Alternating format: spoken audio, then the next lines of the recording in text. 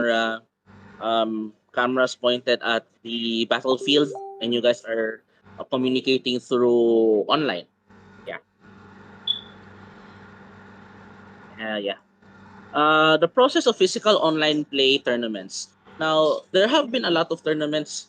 There have been a lot of tournaments here in the Philippines now, and also abroad, which I will note in in the next few slides. But the usual process for the physical online play is usually you try to find an LGS here in the Philippines that hosts PO play. You pay the registration, then submit the deck list, which is very important. You also get usually added to a group chat or similar communication lines. You then coordinate with schedules for matches with the other players, and of course you play. When the tournament is over, the LGS will coordinate with you for prize distribution. Okay, just looking one. I'm just going through the chat here, just going back and forth. Okay. So the state and history of online play. Now, thank you to those people in the community that I asked for some information. Sorry if medyo kulang, just let me know who will I'll add to this, but we know who you are. So first of all, we have Kick Engines started hosting Discord, modern and legacy events around October 2020. Lichis, sorry if I butchered the name, Lichis Gift Shop held online events around March 2021. FQ hosted several online modern events around the summer. Neutral Grounds Vertis also hosted online events this year. Albert Bayrante, aka the Commissioner, also hosted pioneer and modern online events for the love of the game. And Top Tech Games has also held several online leagues since January of this year. Now, there are a lot of other LGSs there that were not able to mention, so bear with me there. But yeah, um, um, each LGS has their own different way on handling these kind of processes, like process of physical online play. For example, Top Tech Games, they do it in a league format where in one whole month, you play a round robin with everyone in the league, and then after the preliminaries, there's a top eight, and then another week is allocated for top eight, and then and so forth. For Kick Engines, if I got this correct, they do it in one sitting or like 2 or 3 days. So yeah, it's different per LGS. Yeah, check the. Yeah. What is it like judging online? It feels different but somewhat the same. Now I have not been judging that long yet. I've been judging since September pa, but mostly it's through this online vehicle. Now not being these are some points that I have noticed during judging online. Not being able to be physically there can be both a pro and a con. Now the pro is you are void of external factors. It's only you and the two players through, of course, this digital vehicle. The cons, of course, is the communication, and there might be like body cues, body language cues, or you won't be able to know the what do you call this, the physical appearance or the cues that your players are giving out. So there's both in that. Establishing communication is important. Since you're not physically there, you're communicating through microphone and video. It would be best. It's usually best to really try to talk with them as clearly as you can. And they should talk to you as clearly as they can to you as well. So yeah. Divide and conquer is still possible. That feels different. Now, when I say divide and conquer, I this means the kind of situation like when two players are already like they're like starting to tilt out or starting like fumes are coming out of their ears, and they keep on arguing, and it's going to you need to diffuse it by putting them aside, putting them separate. It is possible, but it will be in a different sense. I will be explaining this in a later slide with an actual example. Okay. Yeah. Okay, next. Can we will have a short poll. We will have a short poll sa channel. So, how do you play Magic digitally? We would like to have a outlook of you guys as judges. What are your avenues or your vehicles of playing online? Be it MTGO, MTGA, Cockatrice, or any similar apps, Discord, Zoom, or MS Teams or Messenger, or Spell Table. Now, I would like you guys to please answer in the poll so we will know how what we can see, what the party has in like their what they feel is a better avenue for playing online. Okay, we have. Thank you guys for answering. So we have a lot of spell table as well. MTGO is 6. MTGA is 15. So a lot of you enjoy your MTGA. See, Cockatrice are similar. Discord, Zoom, a lot as well. Wow, there's a lot. You guys have been really active during these times. Amazing. It's nice to know. Yeah. We have a message here from Martin. Hindi factor personal hygiene pag online. Yes, that is so correct. Unfortunately, I have not had the experience yet of that kind of experience, but I hope to experience that as well, just to know like what is it to experience something like that. But amazing, mahabang kuko, yeah. Um, yeah, as TO of one tournament, I had to like tell one person to like, dude, your nails are like way too long and they can't like pick up the cards properly anymore. Or yeah, so yeah, a lot of you guys have been playing MTGA and that's great. That is great. Familiars daw by Sir Ayan. Habang kung paano pag makalat yung desk. Yeah, amazing. Shots fired. Bang, bang, bang. Right. Thank you guys for that quick poll. Next. Yeah. So I will be going over some points for online play etiquette. Now, after I read out these slides, I will be giving a live demo on how I personally do my etiquette when I play online because I've been playing a lot of our leagues recently. So number one, all cards should not leave the field of view. If possible, a secondary face camera is welcome. Um, Making sure that all cards are in view is like the paramount to making sure the integrity of the game is kept. I will have also another example in the bottom experience slide. So yeah, every card that both players have should always be in play. Graveyard, exile, library, lands in play, features in play, permanents in play, and yung hand ng each player. Each player is responsible for their internet connection. It is up to the TO to decide the appropriate measurements in regards to this connection. So it is up to the TO how much time is allotted for disconnections or any sanctions to be given to disconnections. For example, in top deck games, we started with a 15-minute time frame. If you don't get your internet fixed back in 15 minutes, you get a game loss. So move to the next game. But we saw that 15 minutes is like too much time for that kind of thing, and 15 minutes is a long time for your opponent to be waiting. So we moved it. We dropped it down to 90 seconds. For other judges who are already currently doing online judging, can you please chat in the channel what are your movements on this or what are your rules on this? I may read them out. Okay, I'll just continue on.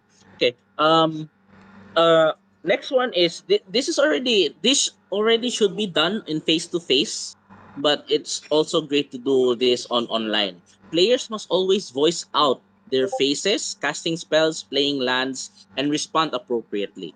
It's a matter of like just plain etiquette, guys, where you say I'm gonna land drop swamp, then your opponent says okay. Moving to combat, opponent says okay, things like that. So it's pretty basic, but there are some players from all across the spectrum, like beginners up to like already the veteran players or titos or titos, if I may use the nickname titos, who like they do skip like okay move to attack, just tap them and not declare attacks and all that. Playing a spell without asking first, things like that. So that's one thing that we do remind our players in our leagues na please do voice out every decision or every movement or moving to faces as much as you can. Even the mere act of like you're in the tank, you're thinking, you're still looking at your options, looking at the board. You tell your opponent, for a moment, I'm thinking. That's also one thing as well. Okay. Um, we have one. We have here, Sir Ralph. Yes, 90 seconds. Yeah. We did try the 15 minutes, but it was too long. The 90 seconds seems to be enough because we did inform our players na these are the rules. The 90 seconds is enough. Um, a router reset takes almost a minute already. Yeah. Um, 5 minutes sounds fair. Okay, we will look at that. The reason why we made it 90 seconds is because the most we haven't had a lot of like internet issues during our leagues, just really small ones. So like our players are already expected to be ready. But it's like we were thinking more of the 90 seconds is like more of a precautionary thing. But the players are free to like the free to like talk amongst themselves. Especially if like I'm available and I go into their game, I can give them a bit of leeway. But yeah. So some are saying 5 minutes. Okay. 5 minutes, 90 seconds is too short. Okay, okay. For the whole match. Okay, Sir Jan, thank you very much for that. Yeah, there's a regional aspect too, says Sir Ace. Yeah. We will put this in consideration because we are constantly changing our rules as well just to accommodate these things. So yeah, continuing. Where was I? Yeah. It is responsibility of the player to make sure that their cards are clear and visible. Now, we have had some issues where it has been brought up that the overhead glare from the overhead light is too strong that kakaglare yung sleeves ng players. So we usually ask them na I'm also a photographer on the side, so I do give them those that have these kind of issues. I do give them na okay, you can put your cards over here, or you can put like a small a small white plastic to cover the light bulb or whatever is your overhead to help out. Or if you have a what you call this a ring light, those that can help as well. Yeah, yeah, cardio with your empty game solo. Ayan, okay. So yeah, there has been issues kasi na the player was not able to see the card because there was a glare. Then he made a misplay. He thought that that was a land. It was a creature pala. So yeah, that was a minor issue that we were able to resolve. But it made it warranted enough for us to like really tell our players na if there's a glare, just ask them to move it around. Yeah. Next, number five. When not in use, players' hands must be placed on a table with a dice indicating hand size on top. Now, one big thing that we keep on reminding our players is like we are already playing with our cards, and almost all of us have this habit to flicker our cards, count our cards, flicker our cards, and stuff like that. Sometimes they do it off the field of view, so we really do encourage our players na and remind our players that when it's not your turn and you don't have any actions to do, you're not the active player, just put your hand down. Put a dice on top of it to indicate these are my cards in hand and all of that. As opponent as well, you can also always ask na, hey, can I see your hand please? Or can I see the number of cards in your hand? Things like that. Okay. Um,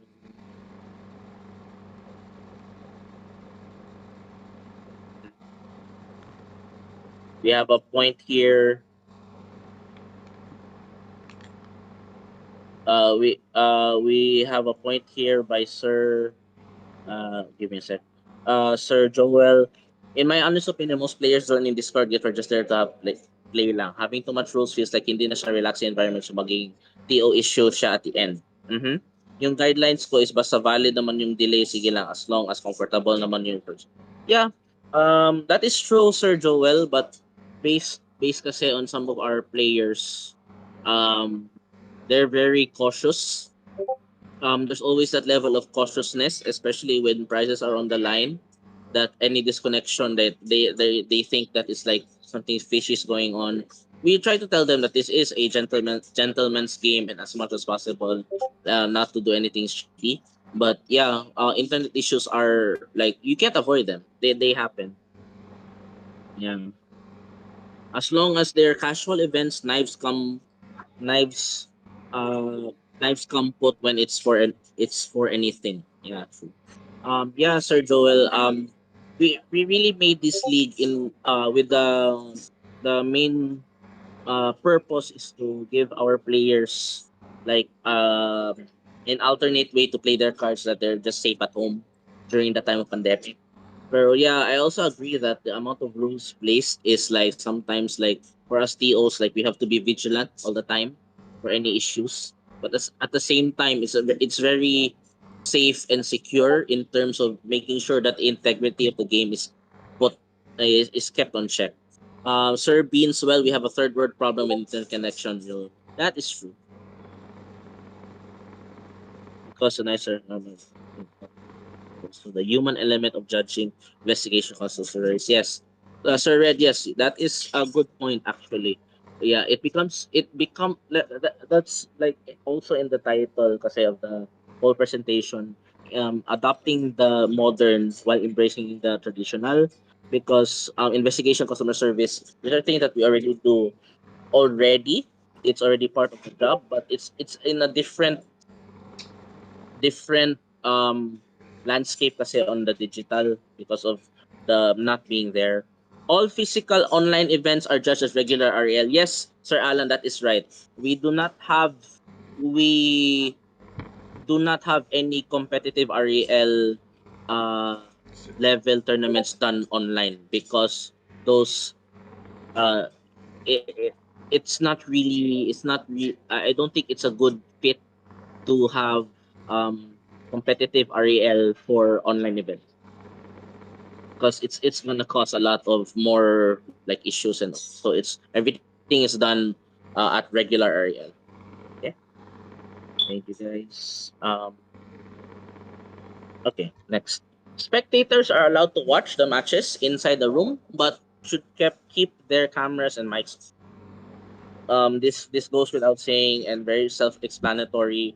We have also encourage our players to watch because watching Magic is also really like it is relaxing. Watching Magic being played it's also relaxing, but at the same time, please respect the players while playing.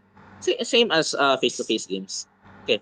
Number 7. Before the match, each player should present their 15-card sideboard, revealed or not revealed, depending on the TO. Because in the top deck leagues, deck lists are provided and revealed at the beginning of the tournament. So when the tournament starts, all of the deck lists are open. This is also to add additional layer of protection and integrity. So at least we know na if that thing is not there, um, at least the deck lists are open and players can review. Now we show the 15 card sideboard ahead of time and yeah we count them off in front of our opponent. They already know what those cards are, and at least to be really sure that these are my 15 sideboard cards. Next, both players are highly recommended to record their matches through OBS or any similar app to help with game disputes. Now, game disputes do happen. They do happen like counting the amount of land. If someone accidentally had a additional land drop and stuff like that.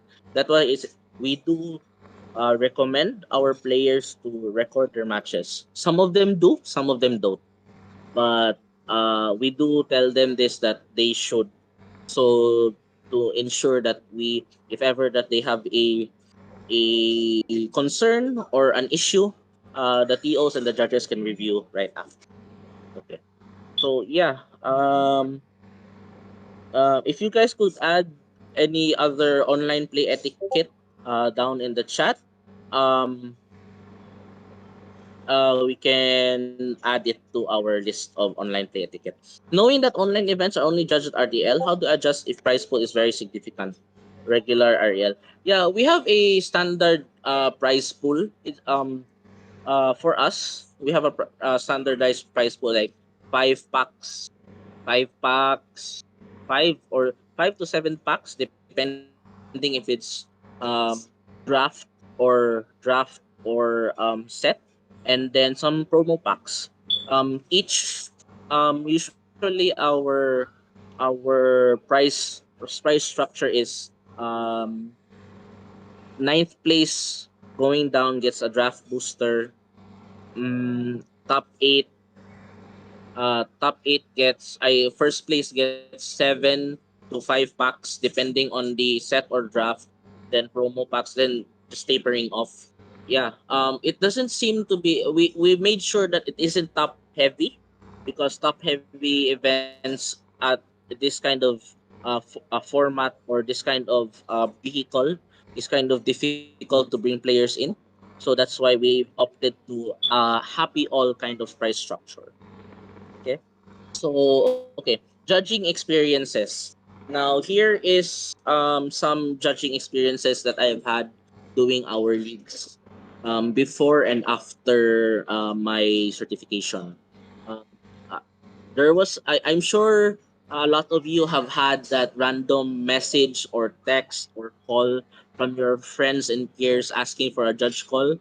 Yeah, it's also the same here in the digital sense, because they call for a judge, and during that they're live, they're playing live like at 2 in the morning, and coincidentally I'm still up trying to sleep, and they say judge. Then you just jump in on your phone on your bed, hey, hello, how can I help, things like that. um we have a message here from Sir Joel. I always feel that you need to tighten up your rules to prevent cheating in your events because of issues arising from previous events. You don't need heavier rules, but rather a better crop of player base. Yeah, Sir Joel, that is a very good point actually. um it really helps, like these rules really help us, like the rules are really in place to really help us see like who which of the players come into our events, if they're like they cheat or not, and all of that.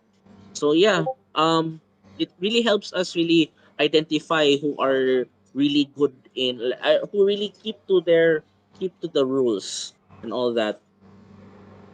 um Sir Jan Ang, sorry. Yeah, we haven't had the luckily we haven't reached that point yet that we had to ban or suspend players for cheating, because no major incident has occurred so far. But outright banning and suspending, we already have rules for that in place. Luckily we haven't had the opportunity to use those rules yet. But yeah, so far, yeah. I agree, Sir Red, that it's less about outright banning and being heavy-handed, and more about speaking to players, finding common ground, talking about bad behavior. Yeah. One thing that I really learned, what one key aspect that I really learned during the uh, judging at regular module is, regular REL is made for education. It's made for education, and yeah, that's what I've been really pushing to our players, that we won't be strict when it comes to any rules infringement,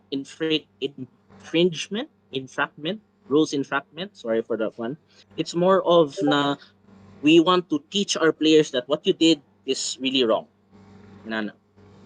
Um, to give one example, I actually forgot we were supposed to do the live demo, but what one example that I had was we had a player playing a 63 card deck with 15 yeah 63 card deck with a 15 card proxy, 15 card sideboard.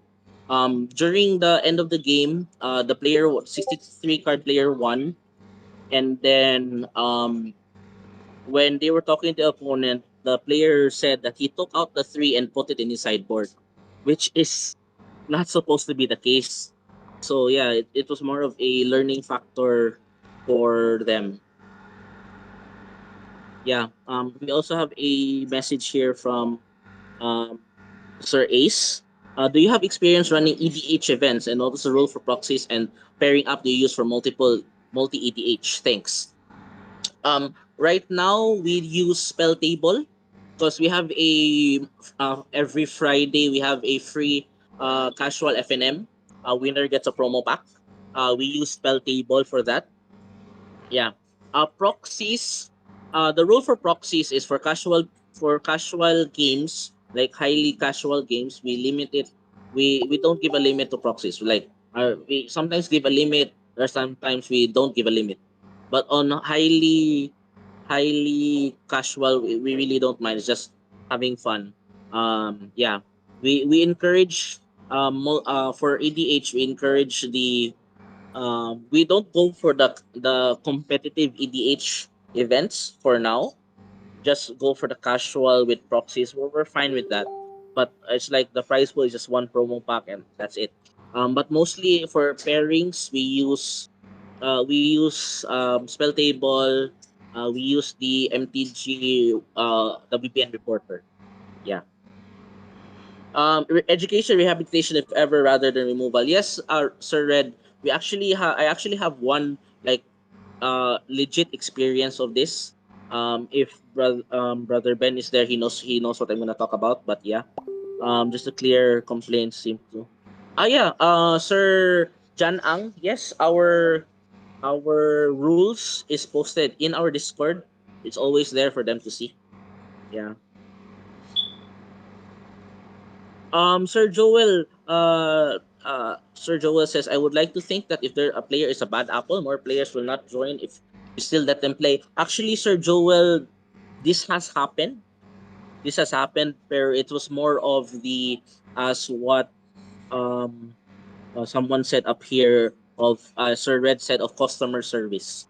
We had a experience of that, and which gave like a bad reputation to like if people were already messaging me, will this player play next league? They were like kind of cautious, and it felt like eh. But we did tell them what was the actual situation. We were honest about the whole thing, and yeah, they still played. Eventually, they still played. Yeah. Sir Alan C, I think because there's no way to check for counterfeits online. Yeah, that is true. Some prints are really good right now. But in this sense, for our EDH events, we do encourage proxies just for the fact that just to make it a fun format, a casual format na hindi talaga competitive but something that everyone can enjoy. Yeah, talk to the bad apples. Yes, Sir Eric. Yes, Sir Eric. Might be depend on playgroup as well. We've generally been consistent respecting turn priority order even when it comes to mulligan order in ADH. Certain lang madalas groups are a mix of experience, inexperience around 90% of the time. So, kultura naman. Yes, definitely. I truly believe that if you want to get better, you play against the best. Yep, yep. One can play entire tier 1 deck, put in sleeves and play Fiesta. Yeah. That is true, Sir Alan. That is true. That's why we have really opted not to have competitive EDH games online. We have had competitive commander games, but in store. Yeah. What if you're the bad apple? Lol? What is it with you guys and apples? Anyway, sir, what you call this? Sir Red, I think I'll be ready for my live demo. Let me know how it will go about so I can start. Okay. For this, can you move with me to presentation two? To presentation two. Okay, copy. Presentation two. Okay.